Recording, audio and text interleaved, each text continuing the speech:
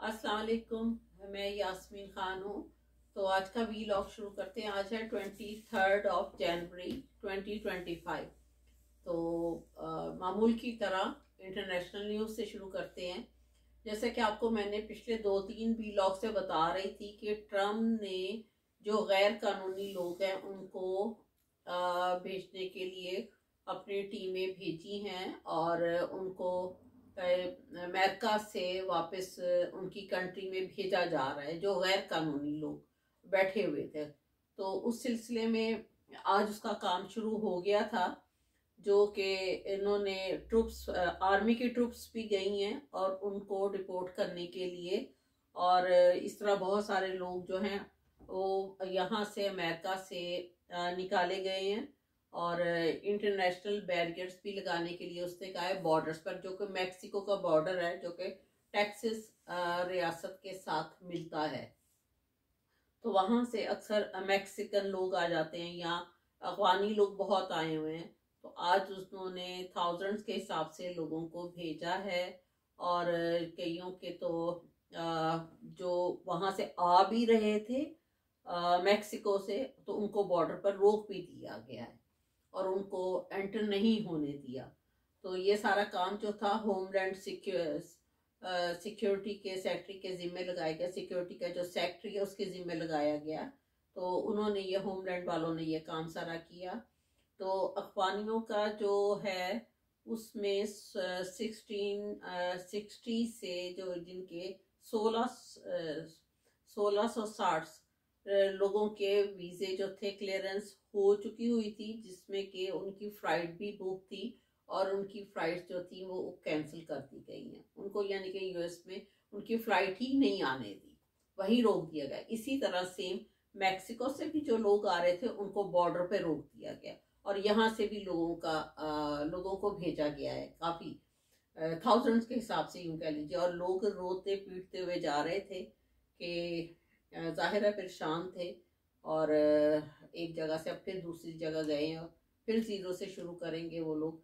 तो उस सिलसिले में आपको छोटी सी एक वीडियो लिंक दिखाती हूँ ताकि आपको इससे आइडिया हो। उसके बाद फर्दर फिर हम इस सिलसिले में बात करते हैं। तो देखिए प्लीज़ छोटी सी वीडियो।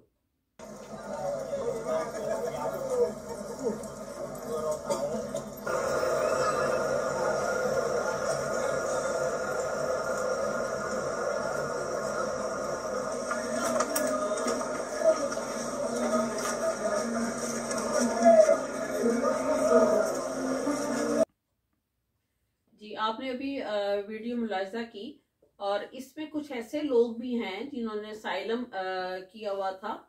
तो ट्रम्प ने ये भी कह दिया है कि साइलम भी उनको नहीं मिलेगा। तो इस तरह मुख्तलिफ किस्म के लोग थे, डिफरेंट किस्म के वीज़ों वाले भी थे और बगैर वीज़ों के भी थे, तो जिन सबको उसने ना वापस कर दिया है।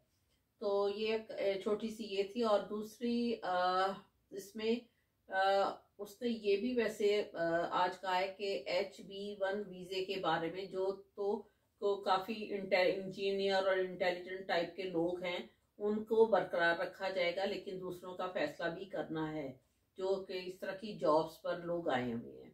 तो ये खैर है तो परेशानी वाली बात। कोई एक अपनी कंट्री से उठकर आता है दूसरी कंट्री में, चाहे वो किसी भी तरीके से आया हो, फिर वापस जाता है। और ये लोग तो बेचारे मैक्सिको का तो है भी, टेक्सास के करीब ये लोग तो पैदल भी चल पड़ते हैं और पैदल ही चले गए हैं। तो जिनकी फ्लाइट्स बुक थी उनके सारे अरेंज किए हुए थे अफगानी लोगों के 1660 के, उनकी वीज़े भी कैंसिल करके उनको उनकी फ़्लाइट ही नहीं आने दी। तो इसके बाद फिर हम चलते हैं अब दूसरी न्यूज़ की तरफ कि जो उसने कहा था कि मैं दो जेंडर को पसंद करता हूँ, मेल और फीमेल को। तो जो एक्स है, मतलब कि तीसरे, वो अब आर्मी में भी सर्व नहीं कर सकेंगे, उनको जॉब्स आर्मी में नहीं मिलेंगी, पहले उनको मिलती थी। इवन कि उसने पासपोर्ट पर भी सिर्फ 2 जेंडर का लिखने का ऑर्डर दिया है, मेल और फीमेल का। तो ये इस तरह की चेंजेस जो हैं वो काफ़ी तेज़ी से आ रही हैं। और एक और भी न्यूज़ है कि उसने जो वाइस प्रेसिडेंट कैमला हैरिस, पहले के बाइडेन के दौर की गुजरी है, नैन्सी पेलोसी, आपने अक्सर टीवी में देखा होगा। और इवन के बाइडेन और बाइडेन की जो इंतज़ामिया हैं उनके भी अगेंस्ट वो कुछ केस फेस करने का प्रोग्राम बना रहा है। तो इस तरह के भी उसने कुछ इशारे दिए हैं।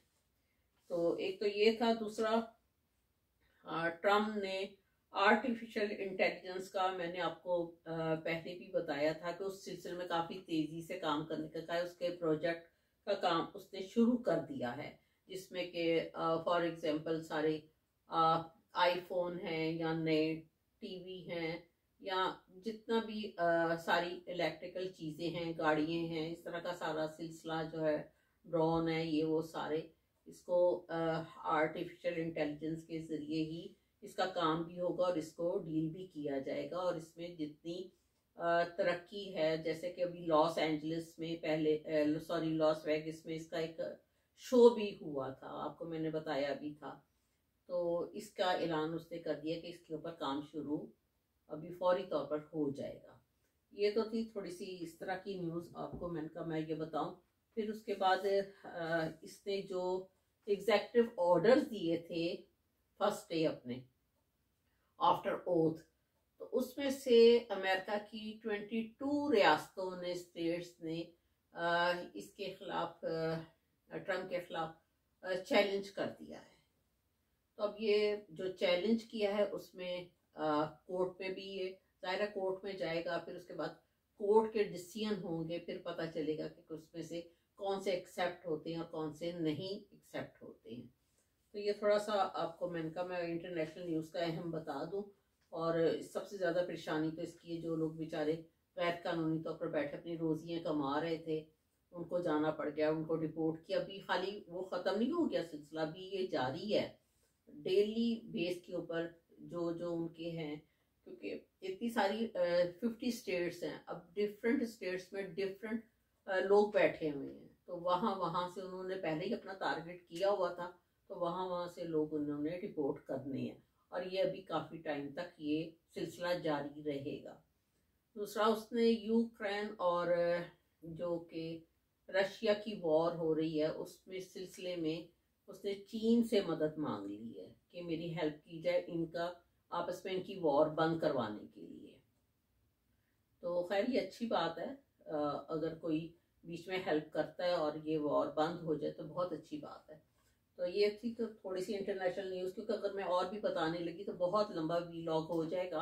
अब मैं आपको थोड़ी सी न्यूज़ देती हूँ डोमेस्टिक। आपको जैसे मैंने पहले बताया था कि 22 को अमेरिका में वाशिंगटन डीसी के सामने एक वहाँ पर बहुत बड़ा इज्तिमा या एहतजाज कह लें, वो हो रहा है ओवरसीज़ का, जिसमें कि आज एक कॉन्फ्रेंस टाइप हुई है ओवरसीज़ की, जिसमें कि डॉक्टर मोइन पीरज़ादा और डॉक्टर शहबाज गिल, ये तो पाकिस्तान की तरफ से थे, और यहाँ के अमेरिका के सेनेटर्स, मुख्तलिफ डिफरेंट सिटीज़ के भी सेनेटर आए थे, और इनके दरमियान में कॉन्ग्रेशनल ब्रीफिंग हुई है, जो कि इसमें 9 मई और 26 नवंबर में जो पाकिस्तान में जितनी कत्लो गारित हुई, जितनी ज़्यादतियाँ हो रही हैं, जो लोगों को उठाया जा रहा है,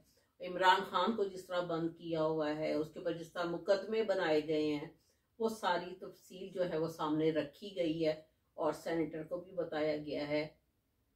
और उस सिलसिले में उन लोगों ने अपने अपने ख्यालात का इजहार किया, उनके सामने सारा डाटा और सारे प्रूफ रखे गए हैं।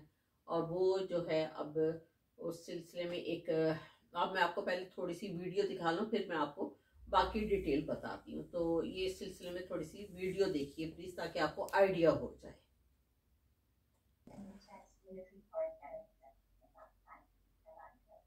Thank you, and I'm also really just a warm-up act for ranking membership. He's done this for so much longer. My favorite congressman is Jim McGovern, who's also the co-chair of the Combat Rights Commission. We are so grateful he's here. He's another one of our champions in Congress, who's done so much to support human rights and democracy. I apologize for being late, but we're still organizing our committees and go in and out. It's a little bit, kind of chaotic, but want to thank Representative Kazar for hosting the briefing. He's great and he's a wonderful member, and for his leadership on this and so many of the rights causes. I also want to thank Malaka Sandani, who's she mentioned. She's my constituent. I'm our member of Congress. I want to thank her for her human rights advocacy. She's the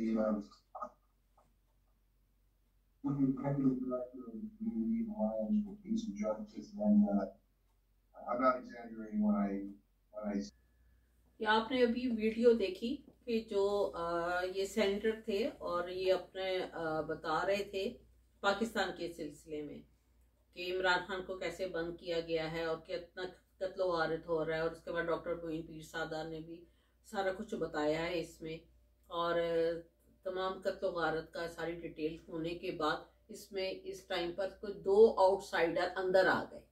अब जो 2 outsider है उनका कोई काम नहीं था, उनको कोई जानता नहीं था। वो डेफिनेटली वो दूसरे उन लोगों ने भिजवाए थे कि जो इनके अगेंस्ट हैं या आपके पाकिस्तानी हुकूमती लोग बैठे हुए हैं, उन लोगों के कोई 2 आदमी थे जिनको कोई नहीं जानता था। तो फिर उस सिलसिले में पुलिस ने उनको बाहर निकाल दिया कि खामखा की कोई नई प्रॉब्लम कोई क्रिएट नहीं होनी चाहिए। तो इस सारे सिलसिले में देखिए आप ओवरसीज जो हैं वो कितना खुद खर्चा कर रहे हैं, अपनी पॉकेट से खर्चा करके कर रहे हैं, ये सारे काम अरेंज कर रहे हैं पाकिस्तान की हेल्प के लिए, पाकिस्तान में सही हुकूमत लाने के लिए, इमरान खान की हेल्प के लिए। क्योंकि जो लोगों के साथ ज्यादतियां हो रही हैं वो बताया जा रहा है अमेरिका को, दुनिया को, कि देखे पाकिस्तान में क्या हो रहा है। तो इस सिलसिले में वो ओवरसीज चाहते कि ओवरसीज बाइंडिंग रेजोल्यूशन एक पास हो जाए, ताकि ये सारा जो उसमें और मुतालबा किया गया है कि पाकिस्तान की हेल्प के लिए, पाकिस्तान में सही कानून लाने के लिए और सही डेमोक्रेसी लाने के लिए।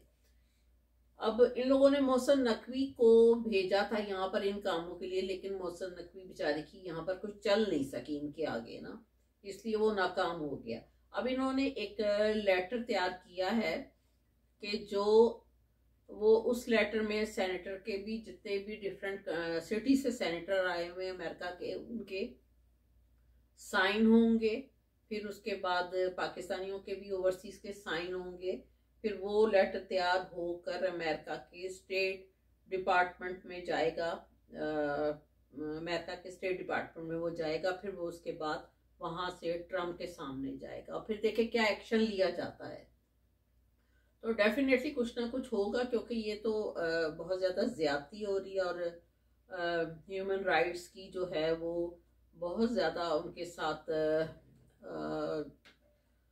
खामखा की जुल्म सितम हो रहा है। तो ये चीज़ गलत है। तो अब देखें ये क्या बनता है 1-2 दिन में, इंशाल्लाह बेहतर होगा कुछ ना कुछ। तो ये तो था जो कि 22 को ये हुआ है, उसका मैंने कहा आपको थोड़ा सा बता दूं। और उसके बाद अब 1-2 चीज़ें और भी थी इंटरनेशनल में जो कि रह गई थी, उनका जिक्र कर देती। मैंने पानामा कैनाल का आपको बताया था कि उन लोगों ने भी, पनामा वालों ने कहा कि जी ये हमारी है, हमारी रहेगी, हम अमेरिका को नहीं देंगे। अब ये एक छोटी सी चीज़ इस वजह से भी कुल जंग छिड़ने या लड़ाई की रीज़न पैदा हो सकता है, क्योंकि ट्रम्प ने कहा मैंने पनामा कैनाल लेना ही लेना है, और वो जो कहता है वो करता है, वो आपको पता ही है इस सिलसिले में। तो एक तो ये था। फिर तीसरा एक और प्रॉब्लम जो कि पाकिस्तान में हुआ है वो है, मैं आपको दिखा देती हूँ। वो है उसका नईम हैदर पंचोता की, वो टीवी प्रोग्राम चल रहा था गोल पर। तो उसमें नईम हैदर पंचोता की लड़ाई हुई है इख्तियार वली के साथ। इख्तियार वली जो है वो इमरान खान और बुशरा बीबी के अगेंस्ट हर वक्त कुछ सख्त से अल्फाज कहते रहते हैं और बुरी बातें करते हैं, जिस सिलसिले में दोनों को गुस्सा आया और इनकी लड़ाई हो गई, जो कि मैं आपको टीवी में दिखाती हूँ। अब देखिए, फिर उसके बाद मैं बात करती हूँ। का किरदार नहीं, जो घोड़ा भाग गया, इमरान खान डटा रहा, भाग गया नहीं है। कौन है टेरियन? बताओ कौन? आप बताओ, आप बताओ। कितनी खातिर को है? नजायज मरियम है। मरियम कैसे नजायज? नजायज है। कैसे नजायज? जैसे तुम बकवास कर रहे हो। बताओ कैसे नजायज है? ठीक है, कैसे नजायज की बात करो। बताओ कैसे नजायज? ये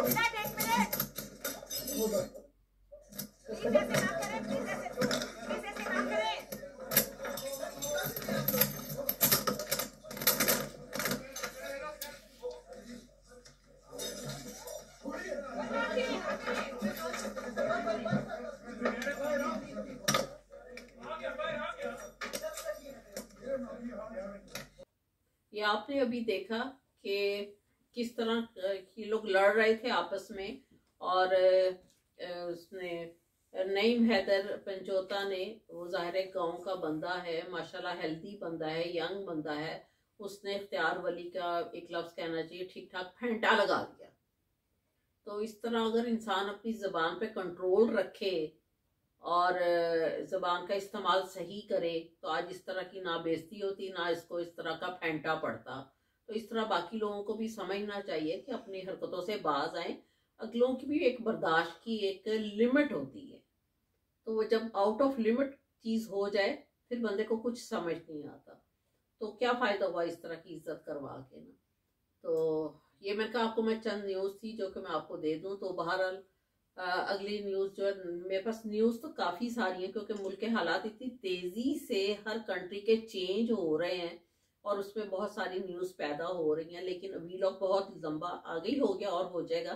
तो इंशाल्लाह कल मैं आपको बाकी न्यूज़ बताती हूँ, और आप मेरे चैनल को सब्सक्राइब कीजिएगा। मेरा चैनल है जी 7RYK। Thank you. खुदा।